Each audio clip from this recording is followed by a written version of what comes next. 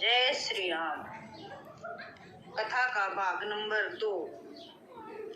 एक बार सूर्य, चंद्रमा, मंगल, बुध, बृहस्पति, शुक्र, शनि, राहु और केतु, इन 9 ग्रहों में इस बात पर झगड़ा होने लगा कि हम में सबसे बड़ा कौन है।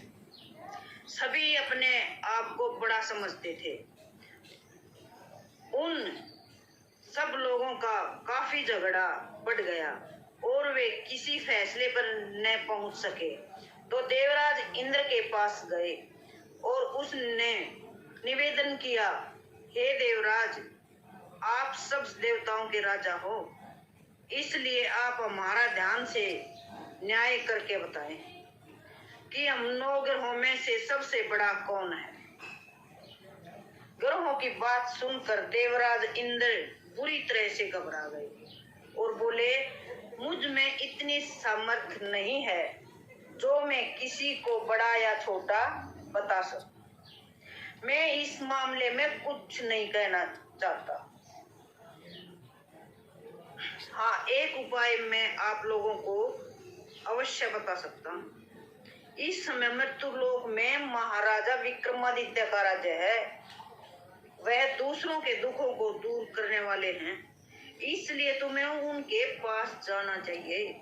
वह अवश्य तुम लोगों का दुख दूर करेंगे। देवराज इंद्र की यह बात सुनकर सभी ग्रह राजा विक्रमादित्य के पास गए और उन्हें सारा किस्सा सुनाया। ग्रहों की बात सुनकर महाराजा विक्रमादित्य सोचने लगे कि किसको बड़ा और किसको छोटा बताऊं। काफी देर तक विचार करते रहे। कुछ देर तक सोचने के बाद उन्होंने एक उपाय सोचा और सोने, चांदी, कांसा, पित्तल, शीशा, रंगा, जस्ता, अभ्रक, लोहा आदि 9 धातुओं के 9 आसन बनाए और उनको कर्मानुसार बिछवा दिया गया। सोने का सबसे आगे रखा और लोहे का सबसे पीछे रखा। इसके बाद राजा ने सभी ग्रहों से कहा, आप सब अपने अपने आसनों पर बैठ जाइए। जिसका आसन सबसे आगे है उसको सबसे बड़ा और जिसका आसन सबसे पीछे है उसको सबसे छोटा अपने आप समझ लेना। क्योंकि लोहे का आसन सबसे पीछे था, इसलिए शनिदेव ने समझ लिया राजा ने मुझे सबसे छोटा बना दिया है। इससे शनिदेव को बड़ा क्रोध आया और उन्होंने कहा, राजा, तुम मेरे पराक्रम को नहीं जानता। सूर्य एक राशि पर 1 महीना, चंद्रमा 2.25 महीने, मंगल 1.5 महीना, बृहस्पति 13 महीने, बुध और शुक्र 1-1 महीना तथा राहु और केतु दोनों उल्टे चलते हुए केवल 18 महीने एक राशि पर रहते हैं, परंतु मैं एक राशि पर 30 महीने तक रहता हूँ। बड़े बड़े देवताओं को भी मैंने भारी दुख दिया है। हे राजन, मेरी बात तनिक ध्यान पूर्वक सुनो। जब भगवान श्री रामचंद्र जी महाराज पर 7.5 आई तो उनको वनवास हो गया और जब रावण पर आई तो भगवान भी रामचंद्र और श्री लक्ष्मण जी के ने सेना लेकर लंका पर चढ़ाई कर दी और रावण के सारे कुल का नाश कर दिया। इसलिए राजा, तू भी जरा सावधान रहना। शनिदेव की बात सुनकर राजा विक्रमादित्य बोले, जो कुछ मेरे भाग्य में लिखा होगा वह देखा जाएगा। इसके पश्चात अन्य ग्रह तो बड़ी प्रसन्नता के साथ और शनिदेव बड़े क्रोध में भरकर महाराजा विक्रमादित्य के दरबार से उठकर अपने स्थान को रवाना हो गए। कुछ समय के पश्चात जब महाराजा विक्रमादित्य पर 7.5 आई की दिशा आई तो शनिदेव घोड़ों के सौदागर का रूप धारण करके अनेक प्रकार के सुंदर घोड़ों के साथ महाराज विक्रमादित्य की राजधानी में पहुंचे। जब महाराज विक्रमादित्य ने यह सुना कि मेरे नगर में घोड़ों का एक बहुत बड़ा सौदागर आया है तो उन्होंने यह अश्वपाल को अपने लिए अच्छे अच्छे घोड़े खरीदने का आदेश दिया। अश्वपाल ऐसी अच्छी नस्ल के घोड़े देखकर और उनका मूल्य सुनकर चकित रह गई। उसने इसके संबंध में राजा को सूचित किया। राजा ने सौदागर के पास जाकर उन घोड़ों को देखा और उनमें से एक घोड़ा पसंद किया और सवारी के लिए उस पर चढ़ा। बस राजा के उस पर चढ़ने की ही देर थी कि वह हवा हो गया और एक जंगल में जा राजा को गिराकर अदृश्य हो गया। अब राजा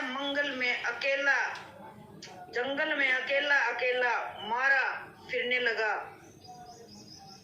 भूख और प्यास ने भी उसे बेहद सताया। इतने में कहीं से एक ग्वाला आ निकला। उसने राजा को पानी पिलाया। पानी पीने के बाद राजा ने ग्वाले के समीप के नगर में मार्ग पूछा कि हमें इस नगर का मार्ग बताइए। ग्वाले ने राजा को सीधा रास्ता बता दिया। राजा की उंगली में जो अंगूठी थी वो निकालकर उसने ग्वाले को दी और स्वयं ग्वाले के बताए हुए मार्ग पर चलता हुआ शहर में आ पहुंचा और सेठ की दुकान पर बैठ गया। सेठ ने जब उसका नाम व पता पूछा तो राजा ने कहा, मेरा नाम विक्का है और मैं उज्जैन का रहने वाला। सेठ ने उसको कुलीन मनुष्य समझकर जल आदि पिलाया। सेठ की दुकान पर उस दिन बहुत अधिक बिक्री हुई। इससे सेठ राजा को भाग्यवान पुरुष समझकर अपने घर भोजन कराने के लिए ले गया। भोजन के पश्चात आवश्यकता पड़ने पर जब सेठ को हार कहीं पर भी नहीं मिला तो उसने यही निश्चय किया कि हो न हो हार अवश्य ही विक्का ने चुराया है। लेकिन जब महाराज विक्रमादित्य से पूछा गया तो उन्होंने कहा कि हार मैंने नहीं चुराया है। इस पर 5-7 आदमी महाराजा विक्रमादित्य को पकड़कर कोतवाल के पास ले गए तो कोतवाल ने उनको राजा के सामने उपस्थित कर दिया और कहा, महाराज, यो तो यह आदमी भला सा मालूम हो रहा है, चोर मालूम नहीं होता। लेकिन सेठ का कहना है कि चोरी इसी ने की है क्योंकि उसके घर में सिवा इसके और कोई आदमी नहीं आया।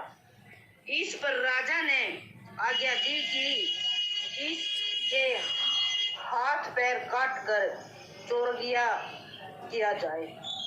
राजा की आज्ञानुसार महाराजा विक्रमादित्य के हाथ पैर काट दिए। इसके पश्चात राजा की यह दशा हो गई कि जो किसी ने पानी उसके मुख में डाल दिया तो पी लिया और यदि रोटी का टुकड़ा मुख में डाल दिया तो खा लिया। इस प्रकार कुछ समय बीतने के बाद एक तेली उसको अपने घर ले गया और अपने कोल्लू पर बैठा दिया। महाराज विक्रमादित्य कोल्लू पर बैठे हुए दिन भर बैल हाँकते रहते थे। जब राजा की दशा समाप्त हो गई और एक रात को जब वर्षा के समय वह मल्हार गा रहा था तो उसका गाना सुनकर उस नगर के राजा की लड़की उस पर मोहित हो गई और उसने अपनी दासी को इस बात का पता लगाने भेजा कि देखो इस समय कौन मल्हार गा रहा है। दासी आवाज पर कान लगाकर इधर उधर देखती हुई खोज करने लगी। तेली के घर में उसने देखा कि चौरंगिया राग गा रहा है। दासी ने वापस आ महल में राजकुमारी को सब वृत्तांत सुना दिया। दासी की बात सुनकर राजकुमारी ने प्रण कर लिया कि मैं विवाह करूंगी तो इस चौरंगिया के साथ ही करूंगी और अगले दिन से ही राजकुमारी ने अनशन व्रत आरंभ कर दिया। दासी ने रानी को सब वृत्तांत सुना दिया। रानी तुरंत ही राजकुमारी के पास पहुंची और उससे उसके दुख का कारण पूछा। माताजी, राजकुमारी ने कहा, मैंने प्रण कर लिया है कि अमुक तेली के घर में जो चौरंगिया है मैं उसी के साथ विवाह करूंगी। बेटी रानी ने कहा, क्या तू पागल हो गई है? तेरा विवाह तो किसी देश के बहुत बड़े राजा के साथ किया जाएगा। माताजी, मैं अपना प्रण कभी नहीं तोड़ूंगी। रानी ने चिंतित होकर यह बात राजा को बतलाई। राजा ने भी आकर राजकुमारी को समझाया। उसने पूछा, पुत्री, मैं अभी देश देशांतर में अपने दूत भेजकर सुयोग्य, गुणवान तथा रूपवान राजकुमार के साथ तेरा विवाह करूंगा। जो तुमने सोची है वह तुम जैसी राजकुमारी को शोभा नहीं देता।